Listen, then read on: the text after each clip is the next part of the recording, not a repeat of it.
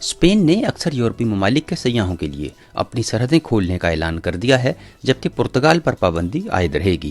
Schengen ممالک اور برطانیہ کے شہری بھی اسپین کے دلاویز موسم، خوبصورت ساحلوں اور قابل دید سیاحتی مقامات پر جانے کے ارمان پورے کر سکیں گے، جس سے اسپین کی سیاحت کو تقویت ملنے کے امکانات ہیں، جو ملک کی کل معیشت کا 12% سے زائد بنتی ہے۔ اسپین نے کہا ہے کہ برطانوی شہری قرنطینہ کی پابندی کے بغیر ملک میں داخل ہو سکتے ہیں، تاہم واپسی پر انہیں 14 روزہ آئسولیشن میں وقت گزارنا ہوگا۔ اسپین کے شہریوں کو ملک بھر میں سفر کی اجازت دے دی گئی ہے، جس پر مارچ کے مہینے سے پابندی عائد کی گئی تھی۔ مسافروں نے اس کو خوشائند قرار دیا ہے۔ Perché finalmente posso tornare a casa e non... Alessandra from Milan says she feels good because she can finally go home.